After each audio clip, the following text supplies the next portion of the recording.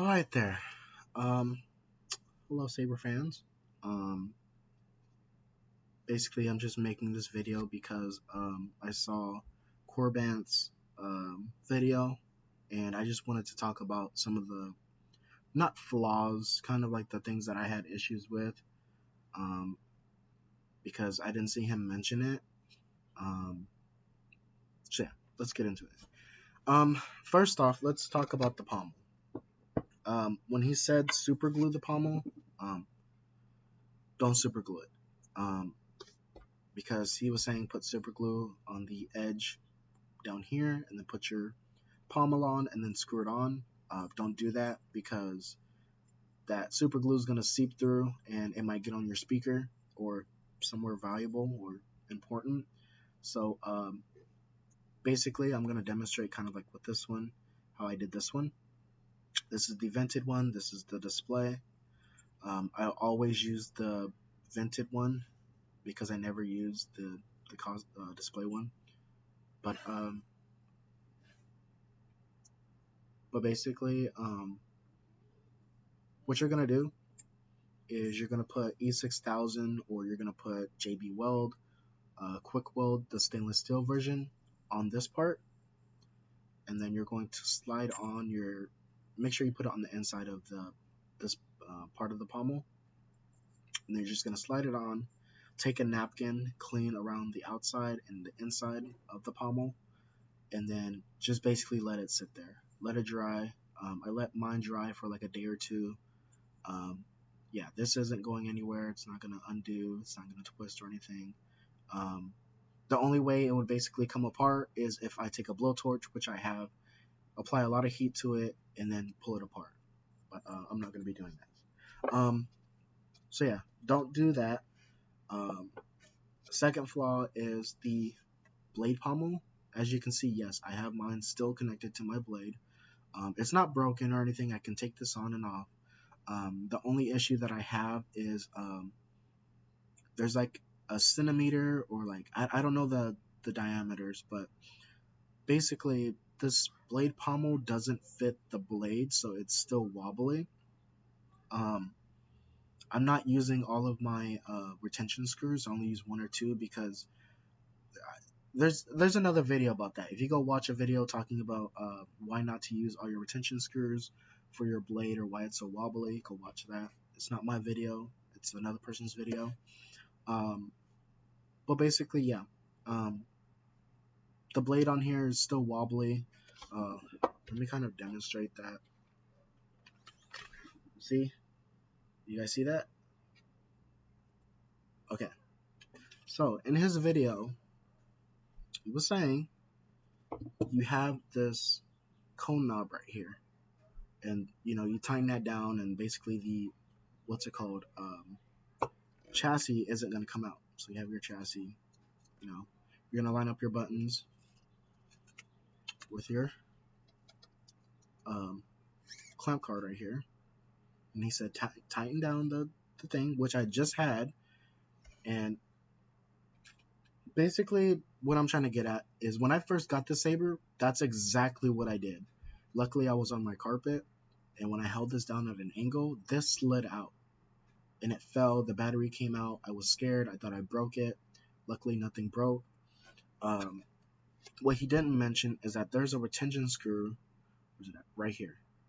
This is to hold down your chassis if you're basically gonna have it in your saber. I recommend having this always tightened. Just use something thin to turn on and off the kill switch. So yeah, so basically how to set it up, I just hold the saber upside down, push it down slightly until you feel a kind of like a hesitation or a click, and then what you'll do is just tighten it down.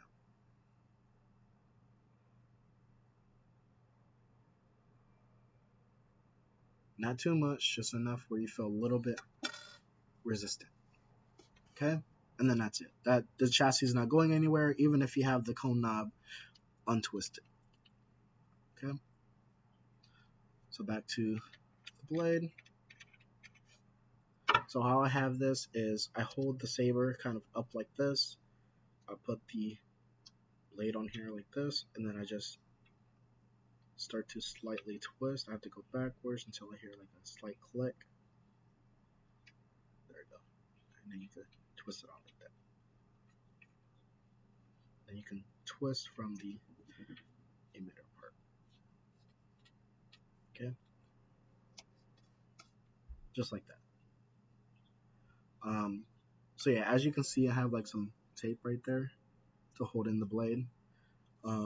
If you guys are having this on display, then there's no point of you guys even watching this video, because if you're having it on display, you're not gonna have any issues with basically using the saber, because you're not gonna use it at all.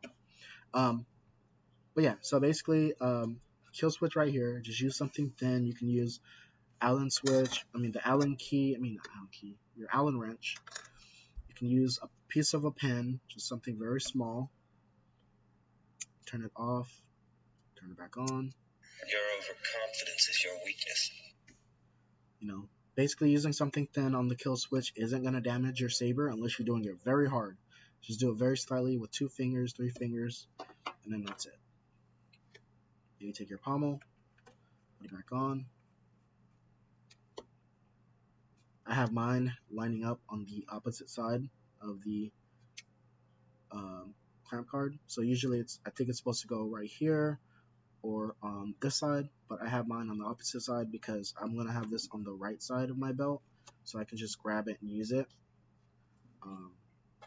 But yeah, so that was pretty much the flaws that I had to talk about. Oh, really quick. So also too, you'll notice for his video, when he's using the clamp card, you'll notice that this knob, or this, I forgot what this is called, but this basically comes loose during his video.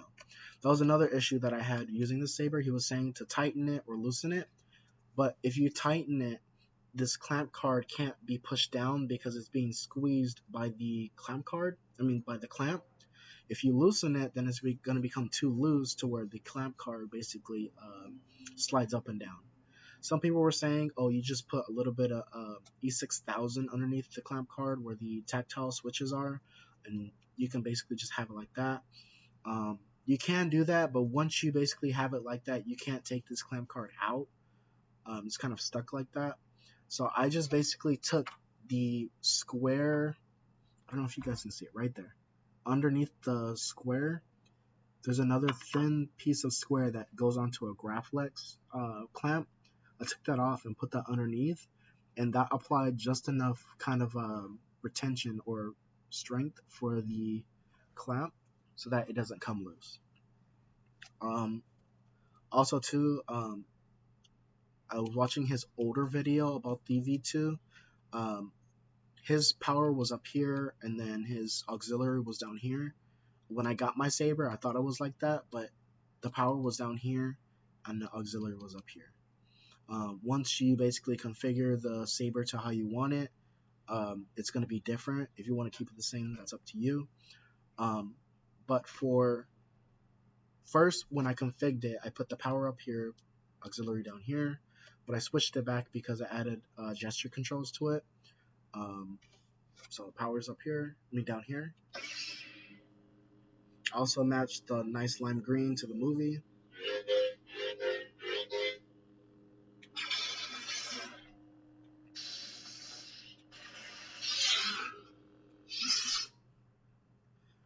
And then yeah, that's pretty much the flaws that I kind of had. Didn't really want to talk too much about kind of the saber. Okay, sorry about that. I forgot where I left off. But basically this video is not about like shaming the company.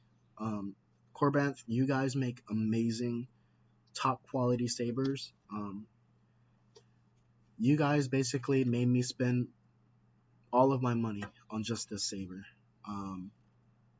Yeah, so basically you guys kind of made me broke. But basically, yeah, you guys make outstanding sabers, especially this is stainless steel.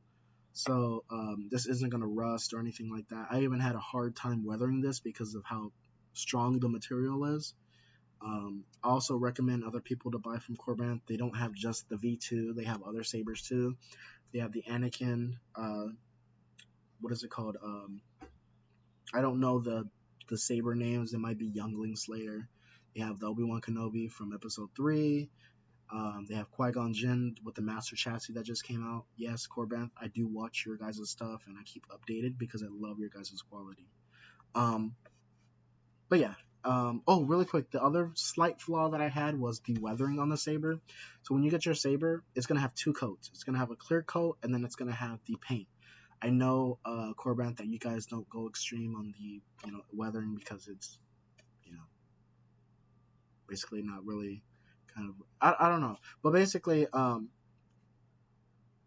don't know. It's just I paid $50 for weathering, and I was expecting like basically kind of permanent weathering, kind of how I did this, because this is permanent. This black on here, I can sand this, and this paint will come off. But me rubbing my hand on here or rubbing a material on here is not gonna have it come off. See, but that's kind of like what the issue I had was is that I would kind of, when I first got the saber, I'd kind of swing it around, do testing and stuff like that, and I'd wear like a black leather glove because Luke wears a black leather glove, and the paint would start to kind of come off, and I didn't really find it a big deal, but basically once this kind of whole part went silver, then I was like, okay, well that's kind of like an issue that I have, but yeah, so that was pretty much what I wanted to talk about. Because I saw him posting that video about the V2 and the Yuma. I don't have the Yuma. The Yuma looks really good too, especially when it comes with the sand and the plaque for the Luke Skywalker name. I wish that came with this one too, but yeah. But that's pretty much what I wanted to talk about. I know I keep talking, ending the video or wanting to end the video and then keep talking, but it's just I'm basically doing this as I go. You know, I'm not a professional YouTuber or recorder, like that. Just when things pop up in my head, I just talk about them, and then that's it. In the next video, I'm going to talk about my blade configuration and how I set up my saber. So just stay tuned for that video. And so, yeah, if you guys have any questions, concerns, or any comments, just, plug them down in the comments, and I'll respond to them. If you guys want to subscribe, go ahead. It's free. I'm not forcing you guys to do it. And yeah, and I'll see you guys in a minute.